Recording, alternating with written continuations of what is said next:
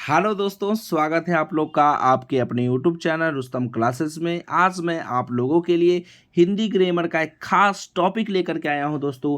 भाषा, व्याकरण और बोली, एकदम बेसिक से मैं आज आप लोग के लिए एक टॉपिक लेकर के आया हूं। भाषा, व्याकरण और बोली, हिंदी ग्रामर का स्टार्टिंग चैप्टर होता है दोस्तों, स्टार्टिंग टॉपिक होता है भाषा, व्याकरण और बोली। बहुत सारे लोग जो होते हैं ना, सर्वनाम सीख जाते हैं, विशेषण सीख जाते हैं, कारक सीख जाते हैं, बड़े से बड़े टॉपिक को कवर कर लेते हैं। लेकिन अगर उनसे पूछ दिया जाए व्याकरण किसे कहते हैं, व्याकरण कितने प्रकार के होते हैं, बोली क्या है, भाषा क्या है, भाषा कितने प्रकार के होते हैं, भारत में कितनी भाषाएं बोली जाती है, भारत की जो लिपि है वो कौन सी लिपि है, तो वो नहीं बता पाते हैं। बेसिक से जिनको पढ़ा हुआ होता है दोस्तों वही बता पाते हैं सिर्फ, ठीक है। तो वही बेसिक टॉपिक जो है मैं आज आप लोगों के लिए लेकर के आया हूं कि आप लोग इसे अच्छे से पढ़ करके आप क्या करेंगे, अपने पहले बेस को मजबूत कर लेंगे। और इसके साथ साथ मैं तरह तरह का टॉपिक हिंदी ग्रामर में लाता रहूँगा, पार्ट बाय पार्ट, ठीक है। तो उसको अच्छे से कवर कर लेंगे, तब आप लोग का हिंदी ग्रामर से एक भी प्रश्न एग्जाम में, कोई भी एग्जाम हो, चाहे वो 10th का हो, 12th का हो या अदर कोई भी कंपटीशन का हो, सभी के सभी प्रश्न आपसे बनेंगे। सभी के सभी दोस्तों आपसे प्रश्न क्या होंगे, बनेंगे। एक भी प्रश्न आपका छूटेगा नहीं एग्जाम में, ठीक है। मैं ऐसा आप लोग को पढ़ाने वाला हूं। तो सबसे पहले मैं जो भी बताने वाला हूं उस टॉपिक को अच्छे से अपने कॉपी में नोट करेंगे दोस्तों। कॉपी में नोट करने से आपको यह फायदा होगा कि आप इस वीडियो से तो आप क्या करेंगे, लिटरेचर अच्छे से सुन लेंगे, समझ जाएंगे। लेकिन अगर आपके कॉपी में लिखा हुआ होगा तो कभी ना कभी अगर आप कॉपी उलट के देखेंगे तो एक बार आपको पूरा का पूरा समझ में आ जाएगा। जो टॉपिक पढ़ा हुआ होता है ना दोस्तों, वो ऐसे भी ऑटोमेटिक समझ में आ जाता है एक बार देखने पर, ठीक है। तो चलिए दोस्तों, इस टॉपिक को हम लोग स्टार्ट करते हैं। और इस टॉपिक को स्टार्ट करने से पहले अगर आप लोगों ने मेरे चैनल को अभी तक सब्सक्राइब नहीं किया है तो सब्सक्राइब कर लें एंड बेल आइकन को दबा दें, जिससे इस चैनल के थ्रू जितनी भी नोटिफिकेशन होगी दोस्तों बिल्कुल आप लोगों को समय पे मिल जाए। तो चलिए, हम लोग का फर्स्ट टॉपिक है भाषा, व्याकरण और बोली। और भाषा, व्याकरण और बोली से पहले हम लोग सबसे पहले सीखेंगे भाषा क्या है, ठीक है। अब आप लोग से पूछते हैं हम दोस्तों, भाषा क्या है, ठीक है। भाषा आप किसको बोलते हो, भाषा कितने प्रकार से बोलते हो, यही चीज़ जो है ना इस टॉपिक में हम लोग कवर करने वाले हैं। तो चलिए हम लोग भाषा से रिलेटेड देखते हैं। सबसे पहले आप लोग को कोई चित्र दिख रहा होगा, ठीक है। इस टॉपिक में कोई एक चित्र दिख रहा होगा दो बालिका का। एक बालिका क्या कर रही है, गा रही है, एक बालिका जो है पढ़ रही है। दोनों किस भाषा का प्रयोग कर रही है, तो मौखिक भाषा। मौखिक मतलब होता है दोस्तों, मौखिक, मौखिक का मतलब होता है जो भी चीज़ आप मुंह से बोलते हैं, मुंह के द्वारा बोलते हैं, तो उसी को बोलते हैं कौन, भाषा, मौखिक भाषा। जब भी आप कोई चीज़ को बोलते हो तो मौखिक भाषा कहलाता है।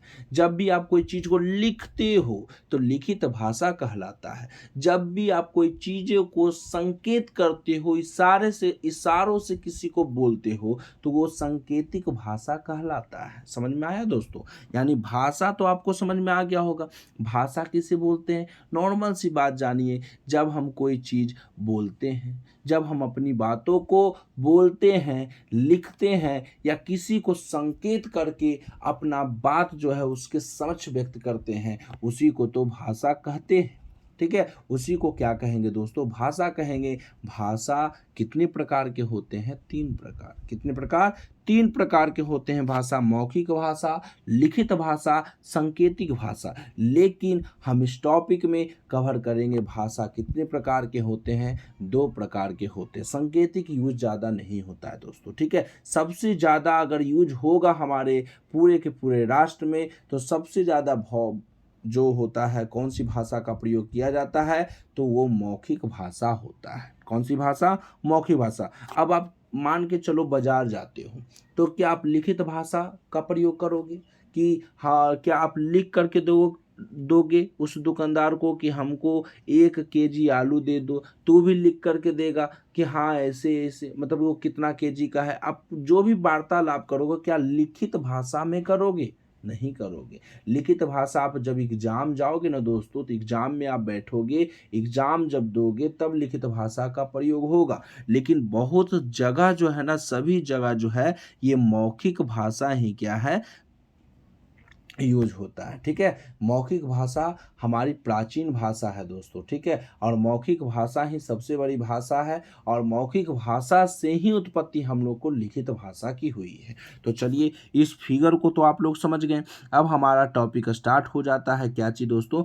भाषा। क्या बोलते हैं? फर्स्ट टॉपिक क्या है हम लोग का? भाषा है। ठीक है, कहता है कि ऊपर दिए गए चित्र को देखकर, ये तो आपको मैं नॉर्मल सी लिख दिया हूँ, जो आपको मैं अभी फिगर में बताया हूँ। देखिए, ऊपर दिए गए चित्र से आपको देखकर कोई व्यक्ति किसी दूसरे व्यक्ति से पूछे कि दोनों लड़कियां क्या कर रही है, तो बताइए क्या कर रही है? दोनों लड़कियां जो है मौखिक भाषा की प्रयोग कर रही थी। पहली लड़की पुस्तक पढ़ रही है तो बोल के ही पढ़ेगी, तो मौखिक भाषा होगा। दूसरी व्यक्ति गिटार बजा रही है तो कौन सी किस भाषा का प्रयोग करेगी? मौखिक भाषा का ही प्रयोग करेगी। तो दोनों लड़कियां जो वहां पे खड़ी थी वो कौन सी भाषा के प्रयोग कर रही थी दोस्तों? मौखिक भाषा का प्रयोग कर रही थी। गिटार बजाइएगा तो बोल के ही बजाइएगा, कोई गाना गुनगुनाइएगा तो कौन भाषा हुआ? मौखिक भाषा हुआ। उसी प्रकार से आप जब कोई किताब को रीडिंग करते हो, कोई किताब को पढ़ते हो, तो वो भी कौन सी भाषा होती है? मौखिक भाषा होती है। क्लियर हुआ दोस्तों?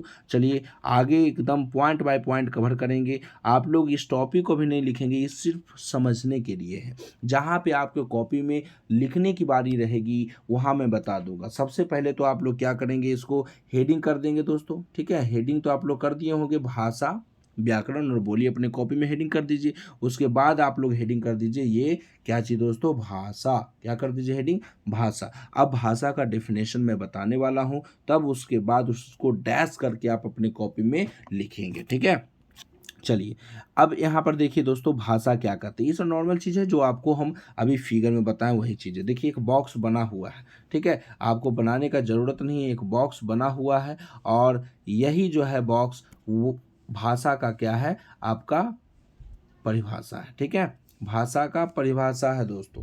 कहता है देखिए, बॉक्स जो है यही भाषा का परिभाषा है। ठीक है, बढ़िया से इसको कवर कर लेंगे।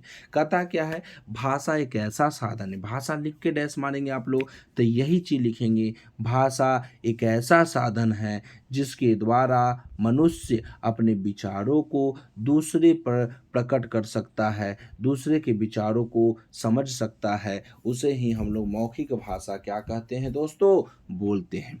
तो जब कोई व्यक्ति अपनी बातों को बोलकर दूसरे के सामने प्रकट करता है, बताओ, मैं बोल रहा हूँ, आप लोग क्या कर रहे हो? तो सुन रहे हो। तो हम दोनों के बीच में कौन सा भाषा का प्रयोग हो रहा है दोस्तों? मौखिक भाषा का प्रयोग हो रहा है। मैं बोल रहा हूँ, आप सुन रहे हो, तो मौखिक भाषा होगा। जब मैं लिखूंगा तो आप पढ़ोगे। जैसे मैं लिखता हूँ पटना, ठीक है दोस्तों, क्या लिख दिया? पटना। तो मैं जो लिखा हूँ आप पढ़ लिए। ठीक है, ये क्या लिखा हुआ है? पटना। तो मैं लिखूंगा तो आप पढ़ोगे, तो लिखित भाषा। मैं बोलूंगा आप सुनोगे, तो मौखिक भाषा। कितना नॉर्मल चीज़ है दोस्तों, एकदम बेसिक चीज़ें हैं। यानी आप समझ गए ना कि भाषा किसे कहेंगे? भाषा एक ऐसा साधन है जिसके द्वारा मनुष्य क्या करता है? अपने विचारों को दूसरे के समझ क्या करता है? प्रकट करता है। वही जो है भाषा है। और अगर एक चीज़ और समझिए दोस्तों, ठीक है ना, अगर आप कुछ बोल रहे हो, अगर अगला व्यक्ति को समझ में आ रहा है, तो उसी को हम भाषा कहेंगे। ये नहीं कि आप चल जाइए चाइना और चाइने वाले लोग से आप वार्तालाप करिए, आपको चाइनीज आता नहीं, वो चाइनीज में बड़बड़ाते रहेगा, आप हिंदी में बड़बड़ाते रहिएगा, तो उसको हम लोग भाषा नहीं कहेंगे। समझ में आया? भाषा उसे कहते हैं जब एक दिल से दूसरे के दिल जो होता है ना, उस भाषा से कनेक्ट होता है। ठीक है, तो उसी को हम लोग भाषा बोलेंगे। जब आपका बात वो समझ सके, उसका बात आप समझ सको, तो उसी को हम लोग क्या कहेंगे दोस्तों? भाषा कहेंगे। और इसके अन्यथा अगर आप लोग नहीं समझ पाते हो, तो उसको हम लोग भाषा नहीं कहेंगे। ठीक है, ठीक है। अब देखिए दोस्तों, अब कहता है भारत में जो है ना अनेक भाषाएं बोली जाती है। ठीक है, भारत में कितनी भाषाएं बोली जाती है दोस्तों? अनेक भाषाएं क्या होती है? बोली जाती अब देखिए दोस्तों, भारत में कितनी भाषाएं बोली जाती है, ठीक है। तो याद रखेंगे दोस्तों, भारत में जो है ना लगभग 22 भाषाएं क्या होती है, बोली जाती है। भारत में कितनी भाषाएं बोली जाती है दोस्तों, लगभग 22 भाषाएं।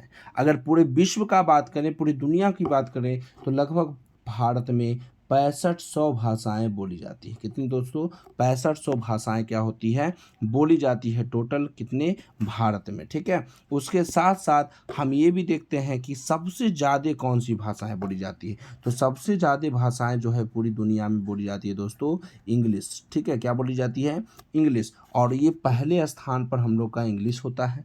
दूसरे स्थान अगर देखेंगे तो दूसरे स्थान जो होता है दोस्तों, चाइनीज होता है। क्या होता है, चाइनीज होता है। दूसरे स्थान पर क्या होता है, चाइनीज बोला जाता है, ठीक है। तो याद रहेगा ना, भारत में लगभग कितनी भाषाएं बोली जाती है, 22 भाषाएं। 8वीं अनुसूची के अनुसार ये कहा गया है, ठीक है। 22 भाषाएं बोली जाती है। और विश्व में कितने भाषाएं बोली जाती है, कितने भाषाएं बोली जाती है, 6500 लगभग। और हमारी पूरी की पूरी दुनिया में सबसे ज़्यादा कौन सी भाषा यूज होती है दोस्तों, अंग्रेजी। इसीलिए कहा जाता है English is an international language. अंग्रेजी जो है एक क्या है, तो बताइए। तो अंग्रेजी एक अंतर्राष्ट्रीय भाषा है। English is a global language. अंग्रेजी एक वैश्विक भाषा है, यानी विश्व की भाषा है। इसलिए सबसे ज़्यादा जो भाषा यूज होता है दोस्तों, इंग्लिश होता है, ठीक है। क्या होता है, इंग्लिश। और भारत तो आप समझते हैं, भारत जो है आपका मातृभाषा हिंदी है, तो भारत में हिंदी चलता है दोस्तों। लेकिन हर वो राज्य पर डिपेंड है, वो तो बोली के अंतर्गत आएगा, तो हम आगे बताएंगे, ठीक है। तो याद रहेगा ना कि पूरे के पूरे भारत में 22 भाषाएं, पूरी दुनिया में 6500 भाषाएं। सबसे पहला जो सबसे लोकप्रिय भाषा है इंग्लिश, दूसरा क्या है, चाइनीज। दूसरा क्या है, चाइनीज, ठीक है। अब देखिए, कहता है यहाँ पे भारत में भाषाएं क्या क्या हैं, तो हिंदी भी बोला जाता है, उर्दू भी बोलते हैं, संस्कृत भी बोलते हैं। सबसे प्राचीन भाषा हम लोग का क्या है दोस्तों, संस्कृत। क्या है दोस्तों, संस्कृत। हिंदी का जो आविष्कार हुआ ना, यानी देखिए पहले आया था हम लोग का संस्कृत। क्या आया था दोस्तों, संस्कृत। संस्कृत से बना क्या, पाली बना। क्या बना, पाली बना। संस्कृत से क्या बना दोस्तों, पाली बना। पाली से प्रकृति बना। पाली से क्या बना दोस्तों, प्रकृति। प्रकृति से बना अपभ्रंश। क्या बना दोस्तों, अपभ्रंश जो है प्रकृति से बना। और अपभ्रंश से जो निर्माण हुआ दोस्तों, ये हुआ हिंदी का। इसका हुआ दोस्तों, हिंदी का। याद हुआ। यानी इसमें देखिए, सबसे पहले अगर देखा जाए, सबसे पहले हम लोग का भाषा यानी संस्कृत था ना। सबसे पहले हम लोग का क्या था, संस्कृत था, ठीक है। उसके बाद हम लोग का संस्कृत की उत्पत्ति किस रूप में हुई, पाली के रूप में। पाली की उत्पत्ति किसके रूप में हुई, प्रकृति के रूप में। प्रकृति की उत्पत्ति किसके रूप में हुई, अपभ्रंश के रूप में, ठीक है, अपभ्रंश के रूप में। और अपभ्रंश से निकला क्या, हिंदी। क्या निकला दोस्तों, हिंदी निकला, ठीक है।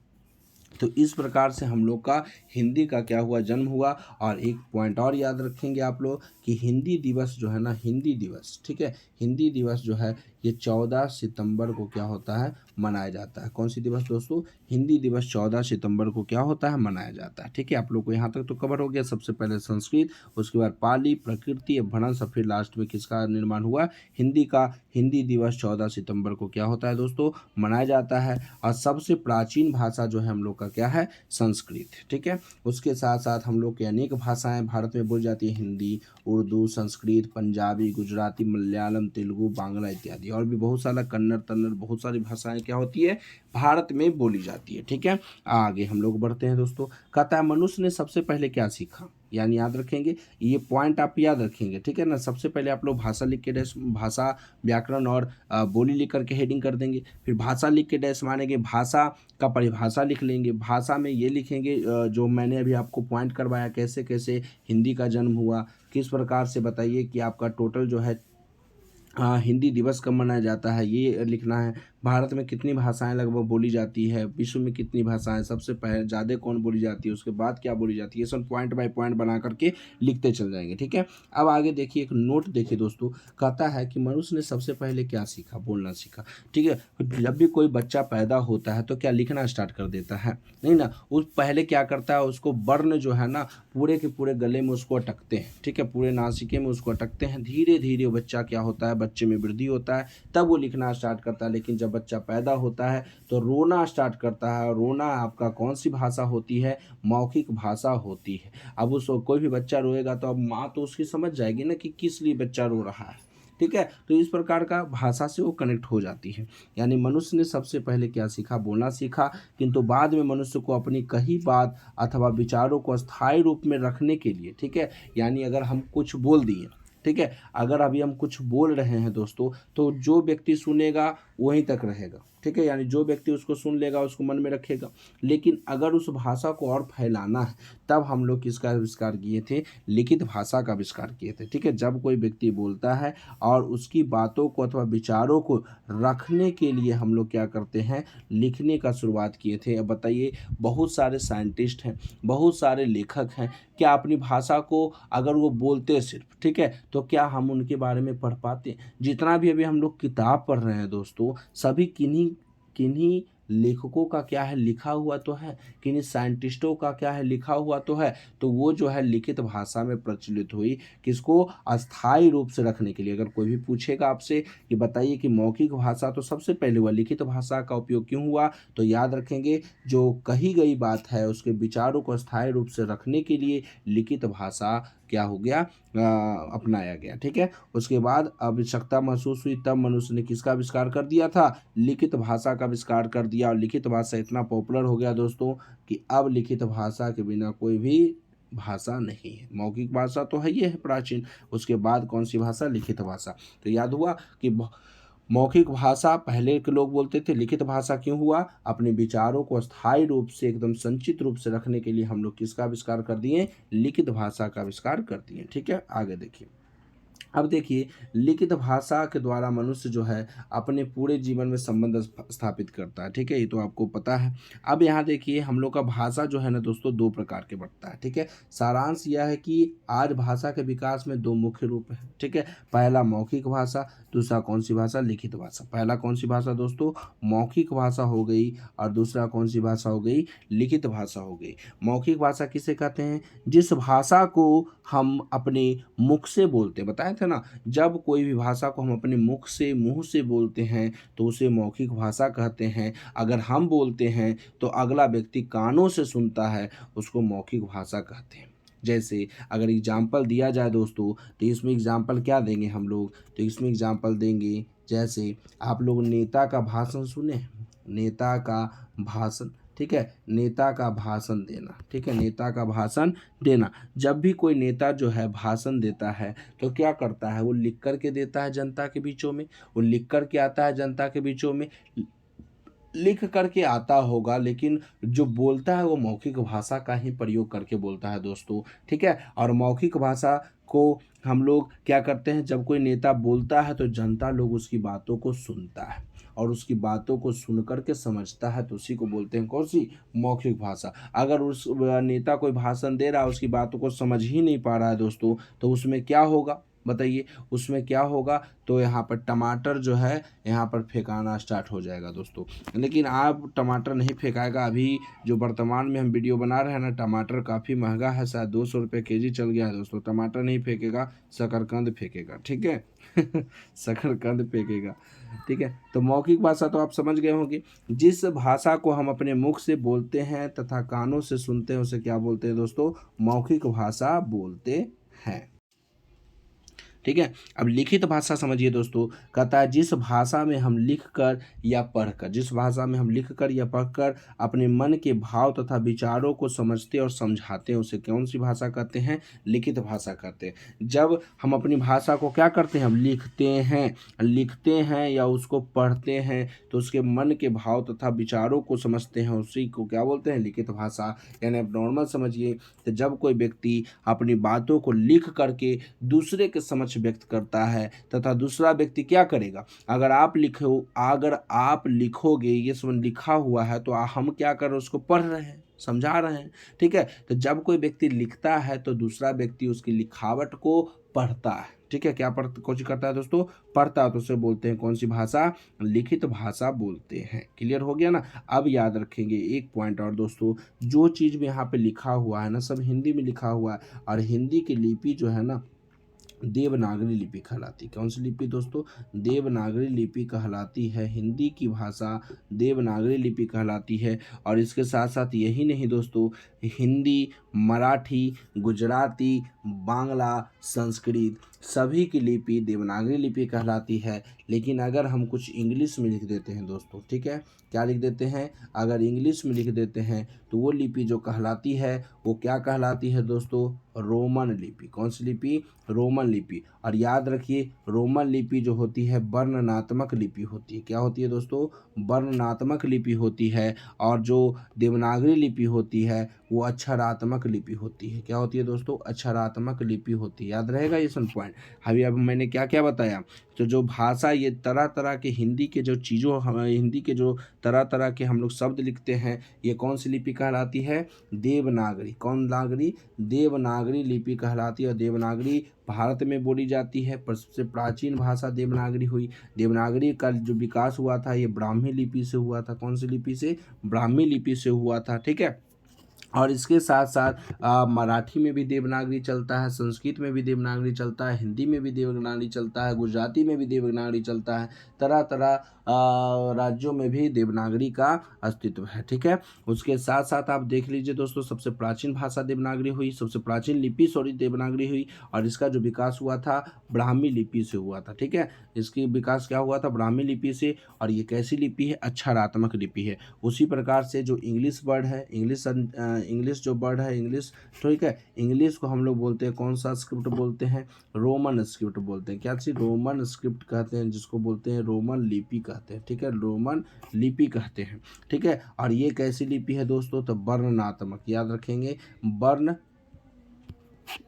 नात्मक लिपि। क्लियर। अब आगे देखिए दोस्तों, अब यहाँ से हम लोग जो है, भारत में तो तरह तरह की भाषाएं बोली जाती है, और हिंदी जो है हमारी कौन सी भाषा है, राष्ट्रभाषा है, ठीक है। हिंदी जो है राष्ट्रभाषा, क्योंकि अधिकांश लोग हिंदी का ही है भारत में क्या करते हैं, प्रयोग करते हैं, ठीक है। भारत में अनेक राज्य है, लेकिन सबकी अपनी अपनी भाषा है। जैसे कर्नाटक भी राज्य है, कर्नाटक की कन्नड़ है, ठीक है, तमिलनाडु की तमिल है, बंगाल का बांग्ला है, गुजरात का गुजराती है, महाराष्ट्र का मराठी है। तरह तरह के जो राज्य है दोस्तों, सबकी अपनी अपनी भाषा होती है, लेकिन हिंदी हमारी राष्ट्रभाषा है। सभी राज्यों की भाषा हिंदी है, इसलिए हिंदी को राष्ट्रभाषा का दर्जा दिया गया है। और इसको हम लोग एक बढ़ाव बोलते हैं, जिसको बोलते हैं मातृभाषा बोलते हैं। क्या दोस्तों, मातृभाषा बोलते हैं। और ये जो है हिंदी दिवस जो है 14 सितंबर को मनाया जाता है। कौन सा दिवस, 14 सितंबर को। सभी पॉइंट याद रखेंगे अच्छे से, एकदम अच्छे से कवर करके चलेंगे, ठीक है। अब हम लोग बोली की ओर बढ़ते हैं। क्या बढ़ते हैं दोस्तों, बोली अब किसको कहेंगे, ये देखिए। अब समझिए बोली किसको बोलते हैं। अब यहाँ पर आपको ये समझना है ना, बोली, ठीक है। तो बोली जैसे देखिए दोस्तों, अगर आप क्षेत्र विशेष में बोले जाने वाली मौखिक भाषा जो होती है ना, उसी को बोली कहते हैं। क्या कहते हैं दोस्तों, बोली। अब क्षेत्र विशेष का मतलब, अब जहाँ पर आप रहते हो, ठीक है, वहाँ का तो भाषा है ही, चाहे हिंदी हो, इंग्लिश हो, संस्कृत हो, कुछ भी हो। लेकिन जहाँ पे आप रहते हो, जिस क्षेत्र में आप रहते हो, उसी को क्या बोलते हैं, बोली कहते हैं। क्या कहते हैं दोस्तों, बोली कहते हैं। यानी अगर कोई भी क्षेत्र तक कोई भी चीज़ जो है सीमित रहती है, उसी को क्या बोलते हैं, बोली कहते हैं। अब यहाँ एक तो आप समझ गए ना कि बोली किसको कहेंगे, जब हम किसी क्षेत्र में अपने मौखिक भाषा का प्रयोग करते हैं तो उसको क्या बोलते हैं, बोली बोलते हैं, ठीक है। और बोली जो है ना, सब भाषा की सबसे छोटी इकाई जो है दोस्तों, बोली है। भाषा की सबसे छोटी इकाई क्या है, बोली है। भाषा की सबसे छोटी इकाई क्या कहलाती है, बोली ही कहलाती है, ठीक है। उसके साथ साथ बोली में, बोली को प्रयोग केवल जो है ना बोल चाल में ही होता है, ठीक है। बोली का प्रयोग जो है केवल किस के लिए होता है दोस्तों, बोल चाल के लिए होता है। सिर्फ बोल चाल के लिए इस्तेमाल किया जाता है, किसका, बोली का, ठीक है। किसका किया जाता है दोस्तों, बोली का प्रयोग किया जाता है। क्लियर, पता चल गया। बोली कहाँ बोलेंगे, तो याद रखेंगे सभी क्षेत्र में क्या बोलते हैं, बोली बोलते हैं। सभी क्षेत्र में क्या बोलते हैं, बोली बोलते हैं। और बोली भाषा की सबसे क्या है, छोटी इकाई है। क्या दोस्तों, सब भाषा की सबसे कौन सी इकाई है, छोटी इकाई है। और इसके साथ साथ बोली को प्रयोग केवल कोची में करते हैं हम लोग दोस्तों, तो सिर्फ बोलचाल में करते हैं। किस चीज़ में करते हैं, बोलचाल में। अब इससे देखिए एक पॉइंट है कि कहे, अगर आपको क्वेश्चन पूछ दिया जाए कि भाषा तो हम लोग सीख गए, भाषा और बोली में क्या अंतर है, ठीक है। तो भाषा जो है हमारी मातृभाषा हिंदी हुआ, और भाषा जो है ना कि पूरा का पूरा जो है पूरा क्षेत्रों में ये फैला हुआ होता है, विस्तृत होता है। यानी भाषा का क्षेत्र फैला हुआ विस्तृत होता है, यानी भाषा का क्षेत्र विस्तृत होता है, यानी सभी जगह भाषा चलेगा। लेकिन बोली जो है ना सिर्फ क्षेत्र ही तक होता है। पहला पॉइंट आप समझ गए। भाषा बोली में क्या अंतर है, क्या बोलना है कि भाषा जो है हर जगह हर जगह विस्तृत होता है भाषा, ठीक है, हर क्षेत्र में विस्तृत होता है, लेकिन बोली जो है सिर्फ क्षेत्र तक ही सीमित रहता है। पहला पॉइंट हो गया दोस्तों। भाषा के साहित्य जो है ना प्रचुर मात्रा में होता है, भाषा के जो साहित्य जो है प्रचुर मात्रा में होता है, लेकिन बोली का साहित्य जो है ना, बोली के साहित्य का अभाव है, ठीक है। बोली के साहित्य का क्या है, अभाव है। जो भाषा हम लोग बोलते हैं तो कहता है कि साहित्य किसको बोलते हैं दोस्तों। सबसे पहले हम आपको बताए थे, साहित्य हाल फिलहाल के वीडियो में बताए थे हिंदी में कि साहित्य जो है ना, हिंदी में नहीं सॉरी हिस्ट्री में बताए थे। मेजनी एक साहित्यकार, गणतांत्रिक विचारों का समर्थक और योग सेनापति था। उसी में हम साहित्य क्या किए थे, डिफाइन किए थे। साहित्य उसको बोलते हैं दोस्तों जो भाषा जो बुक में, जो हमारे पाठ्य पुस्तक में गद्य भी मिलता है, गद्य भी मिलता है, काव्य भी मिलता है, कहानी, कविता, रेखांचित्र मिलता है, एकांकी मिलता है, झांसा मिलता है, तरह तरह की चीज़ पढ़ने के लिए हमको मिलता है। उसी को क्या बोलते हैं, साहित्य। तभी कहा जाता है कि आपको साहित्य का ज्ञान है कि नहीं। याद हुआ। यानी आपको क्या करना है कि भाषा में कितने पॉइंट बने, तो भाषा का क्षेत्र जो होता है विस्तृत होता है, तो बोली का क्षेत्र सीमित होता है। पहला पॉइंट हो गया अंतर। दूसरा पॉइंट, भाषा के साहित्य प्रचुर मात्रा में होते हैं, तो बोली के साहित्य का क्या होता है, अभाव होता है। ये पॉइंट हो गया भाषा और बोली, ठीक है। अभी मैंने आपको बता दिया था कि बताइए भाषा की अपनी लिपि होती है। हमारी राष्ट्रभाषा जो है, राजभाषा जो है हमारी हिंदी है, और उसकी अपनी लिपि है जिसे क्या बोला जाता है, देवनागरी बोला जाता है। कौन सा लिपि बोला जाता है दोस्तों, देवनागरी बोला जाता है। क्लियर हुआ, देवनागरी बोला जाता है। चलिए आगे हम लोग बढ़ते हैं। अब देखिए, हिंदी में अनेक क्षेत्र भाषाएं होती है। पश्चिम में जाइएगा तो हरियाणवी, खड़ी बोली मिलेगा, भर्ज भाषा। राजस्थानी में जाइएगा जिसका मुख्य बोली क्या है, मरवाड़ी, ठीक है, जिसका मुख्य बोली क्या है, मरवाड़ी है। इन बोलियों में ब्रज भाषा, राजस्थानी, खड़ी बोली का विशेष साहित्यिक संस्कृति क्या है, महत्व है, ठीक है। ये हमारा जो है ना भाषा, बोली और आपका क्या हो गया खत्म, मौखिक भाषा, लिखित भाषा, भाषा का पूरा प्रकार खत्म हो गया, बोली खत्म हो गया, तरह तरह के पॉइंट जो मैंने आप लोग को बताया था वो भी खत्म हो चुका। बताओ, ठीक है। उसके बाद हम लोग स्टार्ट करते हैं व्याकरण। व्याकरण जो है बहुत इंपॉर्टेंट चीज़ है दोस्तों, ठीक है। व्याकरण उसे कहते हैं जब हम लोग अपनी बातों को शुद्ध शुद्ध बोलते हैं, शुद्ध शुद्ध लिखते हैं, शुद्ध शुद्ध समझते हैं, तो उसी को क्या बोलते हैं, व्याकरण बोलते हैं, ठीक है। जब हम कोई वर्ड को लिखते हैं, जैसे अगर हम मान के चलिए कोई वर्ड लिखते हैं, ठीक है, वर्ड लिखते हैं, मान के चलिए एक लिख देते हैं क्या, विद्यालय, ठीक है, क्या लिख देते हैं, विद्यालय लिख देते हैं, और एक लिख देते हैं विद्यालय, ठीक है। अब बताइए, अगर जिसको ग्रामर का ज्ञान नहीं रहेगा, ठीक है, जिसको ग्रामर का ज्ञान नहीं रहेगा वो ऐसे विद्यालय लिखेगा, जिसको ज्ञान रहेगा वो ऐसे लिखेगा। सही है या गलत है, ठीक है। यानी जिसको ज्ञान नहीं हो तो ऐसे लिखेगा विद्यालय, बी पर जोर दे दिया, बी बड़ा वाला दे दिया, वो गलत हो गया। विद्यालय ऐसे लिखाता है दोस्तों, ठीक है, विद्यालय ऐसे लिखाता है। तो ये कैसे लोग सीखेंगे, जिनको ग्रामर का अच्छा खासा क्या हो, नॉलेज हो, जो ग्रामर मन लगा करके पढ़ते हैं, व्याकरण मन लगा करके पढ़ते हैं, उसी को ऐसा ज्ञान हो सकता है, ठीक है। तो व्याकरण आप समझ गए ना, व्याकरण किसे कहते हैं। व्याकरण वह शास्त्र है जो हमें शुद्ध शुद्ध पढ़ना, शुद्ध शुद्ध लिखना, शुद्ध शुद्ध बोलना, शुद्ध शुद्ध समझना सिखाता है, उसी को व्याकरण कहते हैं, ठीक है। व्याकरण का जो अशाब्दिक अर्थ होता है दोस्तों, व्याकरण का जो शाब्दिक अर्थ होता है ये होता है बी प्लस क्या रन, ठीक है ना। व्याकरण है ना, बी प्लस आ प्लस का रन, ऐसे करके ये टूटता है। तो बी का अर्थ होता है विशेष रूप से, आ का अर्थ होता है अच्छी तरह से, करण का अर्थ होता है करने अर्थात व्याख्या करने। यानी जो कोई व्यक्ति विशेष रूप से अच्छी तरह से किसी भी चीज़ों को व्याख्या करता है या समझाता है, उसी को क्या बोलते हैं, व्याकरण बोलते हैं। क्या बोलते हैं दोस्तों, व्याकरण बोलते हैं। क्लियर हो गया ना। जब कोई व्यक्ति विशेष रूप से अच्छी तरह से समझाता है, व्याख्या करता है, किसी भी चीज़ को डिफाइन करता है, उसे क्या बोलते हैं, व्याकरण कहते हैं, ठीक है। अब देखिए दोस्तों, व्याकरण ये सब पॉइंट है जो मैंने आपको बताता हूँ, ठीक है, जो मैं आपको बताता हूँ दोस्तों यही 7 पॉइंट मैं बताता हूँ। ठीक है, अब देखिए दोस्तों, यहाँ पे कुछ शुद्ध और अशुद्ध है, जिसको व्याकरण नहीं आएगा ना वो तो ऐसे ही लिखेगा। अब देखिए यहाँ पर पहला है, यह मेरी घर है, क्या सही है या गलत है?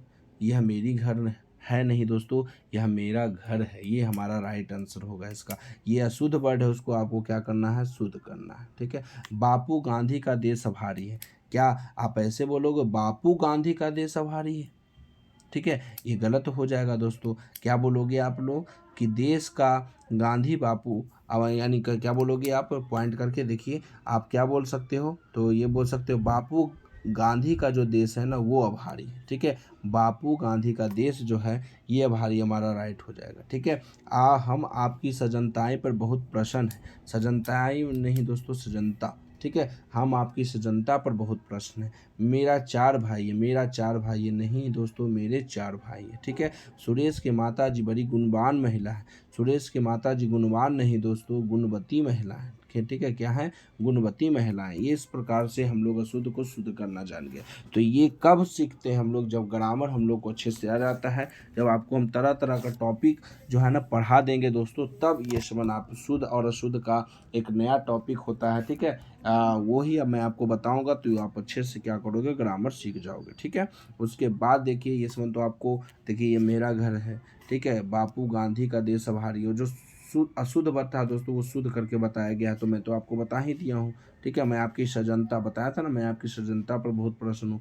मेरे 4 भाई हैं। ठीक है, सुरेश की माता जी बड़ी गुणवती महिला, तो ये आपको शुद्ध है। ठीक है, आप अच्छे से एक बार पढ़ लेंगे ऊपर से नीचे तो कोई दिक्कत नहीं होगा। अब आइए देखिए व्याकरण की परिभाषा, लिख करके डैश मार देंगे। व्याकरण क्या है, व्याकरण वह शास्त्र है जिसके द्वारा हम किसी भाषा को शुद्ध बोलना, लिखना तथा पढ़ना आता है। ठीक है, उसी को क्या बोलते हैं, व्याकरण कहते हैं। ठीक है, अब देखिए कि व्याकरण के निम्नलिखित 3 भाग होते हैं। व्याकरण कितने प्रकार के होते हैं दोस्तों, हिंदी में 3 प्रकार के होते हैं। पहला होता है वर्ण विचार, हम लोग इसके बाद जो है अगला टॉपिक वर्णमाला के बारे में पढ़ेंगे। ठीक है, तो हम लोग का वर्ण विचार होगा, कहता है वह भाग जिसमें वर्णों के बारे में विचार किया जाए, जिसमें हम लोग वर्ण के बारे में पढ़ेंगे दोस्तों, उसको वर्ण विचार करेंगे। जिसमें हम लोग वर्ण विचार, उसी में आपका डेफिनेशन छुपा हुआ है, वर्ण विचार, जिसपे हम लोग वर्ण के ऊपर विचार करेंगे, उसी को वर्ण विचार कहेंगे। हमारा ये व्याकरण का पहला पॉइंट होता है। दूसरा पॉइंट क्या होता है दोस्तों, शब्द विचार। ठीक है, यानी शब्द पर विचार किया जाए, शब्द विचार। तीसरा वाक्य विचार, जिस पर वाक्य पर विचार किया जाए, वाक्य विचार। क्लियर हुआ ना दोस्तों, यानी वर्ण से हुआ निकला है क्या, शब्द। ठीक है, वर्ण के समूह को शब्द बोलते हैं, और समूह से हम लोग क्या बनाते हैं, वाक्य बनाते हैं। ठीक है, तो व्याकरण कितने प्रकार के हो गए, 3 प्रकार के हो गए। पहला वर्ण विचार, दूसरा शब्द विचार, तीसरा वाक्य विचार। क्लियर। आगे देखिए दोस्तों, अब मैं आपको कुछ क्वेश्चन देता हूँ। ठीक है, अब उसको आप लोग राइट आंसर क्या करेंगे, बताएंगे कि वो सही है या गलत है। ठीक है, अब बताइए हमारा फर्स्ट जो है भाषा। ठीक है, भाषा से रिलेटेड प्रश्न मैं आपको करवाने वाला हूँ, जो जो बेसिक मैंने आपको बता दिया है। ठीक है, पहला आप अच्छा से कवर कर लेंगे। ठीक है, सबसे पहले तो याद रखेंगे दोस्तों, देवनागरी लिपि जो है ना ये लिखी जाती है बाईं से दाईं, लेकिन ये फारसी लिपि दाईं से बाईं लिखी जाती है। ठीक है, याद रहेगा। बाकी मैंने आपको पॉइंट पढ़ा दिया हूँ।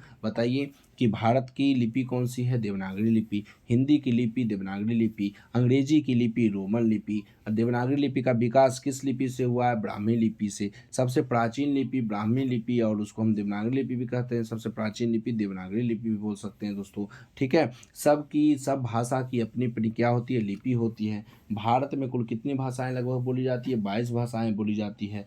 पूरे विश्व में कितनी भाषाएं बोली जाती है, लगभग 6500 भाषाएं बोली जाती है।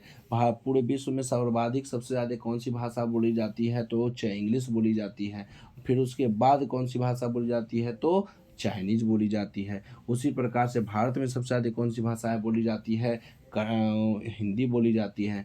और बोली किसको कहते हैं दोस्तों, जब हम लोग कोई क्षेत्र में बोलते हैं, अपने अपने क्षेत्र में बोलते हैं, गांव में बोलते हैं, तो उसको बोली कहते हैं। ठीक है, उसी प्रकार से भाषा का जो होता है अंश विस्तृत होता है, लेकिन बोली का जो अंश है सीमित होता है। तरह तरह का चीज़ मैंने आपको बता रखा है।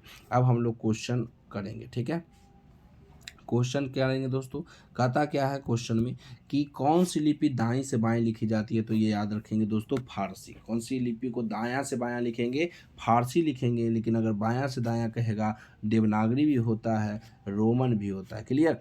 उसके बाद हम लोग अगला क्वेश्चन में बढ़ते हैं। कहता है देवनागरी लिपि क्या है। अभी मैंने आपको बताया था देवनागरी लिपि जो है अक्षरात्मक लिपि है। कौन सी लिपि है, अक्षरात्मक लिपि है। लेकिन रोमन लिपि जो है वर्णनात्मक लिपि है। कौन सी लिपि है दोस्तों, वर्णनात्मक लिपि है रोमन लिपि। ठीक है, रोमन लिपि जो है ये कौन सी लिपि है, वर्णनात्मक लिपि है। ठीक है। उसके साथ साथ भारत की प्राचीन लिपि कौन है, तो अभी मैंने आपको बताया था भारत की प्राचीन लिपि कौन सी लिपि है, देवनागरी लिपि है। ठीक है, देवनागरी लिपि। और कहता है हिंदी की लिपि क्या है, तो हिंदी की लिपि कौन सी लिपि है दोस्तों, देवनागरी लिपि है। कौन सी लिपि है दोस्तों, देवनागरी लिपि। हिंदी की लिपि कौन सी लिपि, देवनागरी लिपि। ठीक है, कौन सी लिपि है दोस्तों, देवनागरी लिपि है। ठीक है, हिंदी की लिपि देवनागरी लिपि है दोस्तों। और इसको एक बार कवर कर लेंगे कि भारत की जो प्राचीन लिपि है ना, ये देवनागरी नहीं है दोस्तों, ब्राह्मी लिपि। क्योंकि ब्राह्मी लिपि से ही तो बना है देवनागरी, तो सबसे पहले तो यही आया होगा ना, नहीं। ठीक है, थोड़ा सा हम गलत बता दिए। ठीक है, बाकी आप सुधार लेंगे बढ़िया से, मैं बता दिया हूँ दोबारा। भारत की प्राचीन लिपि आपकी ब्राह्मी लिपि है, ब्राह्मी लिपि से ही निकली कौन सी लिपि, देवनागरी लिपि। क्लियर। उसके साथ साथ आगे देखिए, कहता है कि संस्कृत, आपको बताया था संस्कृत, मराठी, नेपाली भाषाओं की लिपि भी कौन सी लिपि है, देवनागरी लिपि है। ठीक है दोस्तों। अब कहता है देवनागरी लिपि का विकास किस लिपि से हुआ, तो अभी बताया कौन सी लिपि, ब्राह्मी लिपि से देवनागरी लिपि का क्या हुआ दोस्तों, विकास हुआ। ठीक है, कौन सी लिपि, देवनागरी। गुरुमुखी जो है पंजाब की लिपि है दोस्तों। ठीक है, तो इस प्रकार से हम लोग क्या किए, लिपि को क्या कर लिए, अच्छे से दोस्तों कवर कर लिए। अब मैं आपको कुछ होमवर्क के तौर पर भी दूंगा। ठीक है, लेकिन आप ऊपर से एक बार देख लीजिए। ठीक है, ये आपका ऊपर से मैं आपको बता दिया हूँ भाषा व्याकरण। आप पॉइंट बाय पॉइंट वीडियो रोक रोक करके आप मेरी बातों को सुन सकते हैं। ठीक है, मेरी बातों को सुन करके आप अच्छे से समझ करके आप पूरे भाषा व्याकरण कवर कर लेंगे। आप वीडियो को रोक करके स्क्रीनशॉट करके आप अपने कॉपी में क्या करेंगे, अच्छे से नोट बाय नोट कर लेंगे पॉइंट। ठीक है, कि आपको कोई दिक्कत नहीं हो। और अगले बार जब भी मैं आपसे कोई क्वेश्चन पूछूं तो आप हमको क्या करेंगे, अगले हिंदी के ग्रामर के पार्ट में आप हमको बता सकते हैं। ठीक है दोस्तों, तो इसके साथ साथ तो यह वीडियो आज समाप्त हो गया।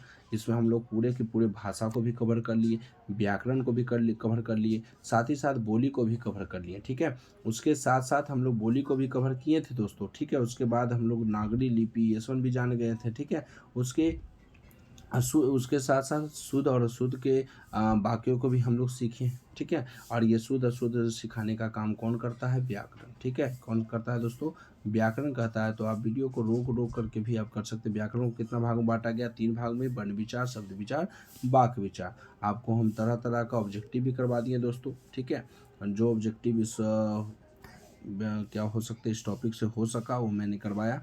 और आज आप लोगों के लिए मैं होमवर्क दे देता हूँ। आप होमवर्क अच्छे से क्या कर लेंगे, कवर कर लेंगे, कॉपी में बना लेंगे अच्छे से होमवर्क। ठीक है, कि कोई दिक्कत नहीं हो बे। ठीक है, तो आपके लिए ये होमवर्क है, अभ्यास है।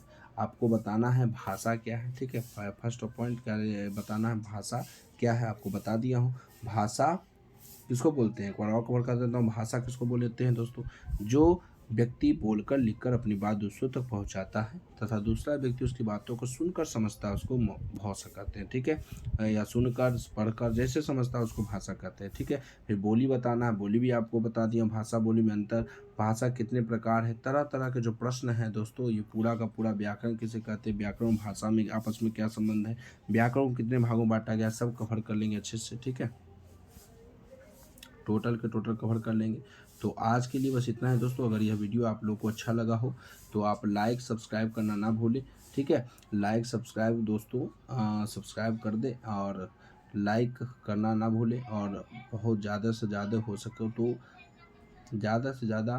सके तो अपने दोस्तों में क्या करिए दोस्तों, इस वीडियो को शेयर करिए। ठीक है, शेयर करेंगे तो कहीं ना कहीं हमारा वीडियो जो है आपके दोस्तों तक भी पहुँचेगा, तो वो आपके दोस्त जो है इस वीडियो से क्या उठा सकते हैं, लाभ उठा सकते हैं और अच्छे से स्कोर कर सकते हैं एग्ज़ाम में। तो आज के लिए बस इतना है दोस्तों। अगले हम लोग नया टॉपिक में वर्ण विचार के बारे में पढ़ेंगे, ठीक है। हमारा जो अगला टॉपिक होगा वर्ण विचार के बारे में होगा, वर्णमाला के बारे में होगा, जिसमें हम लोग वर्ण को कवर कर लेंगे, क्योंकि व्याकरण को कितना भाग में बांटा गया, 3 भाग में। पहला हम लोग भाषा व्याकरण तो पढ़ लिए, अब पहला भाषा हम लोग पढ़ेंगे वर्ण विचार, फिर उसके बाद शब्द पढ़ेंगे, फिर उसके बाद वाक्य पढ़ेंगे, ठीक है दोस्तों। तो आज के लिए बस इतना ही, धन्यवाद।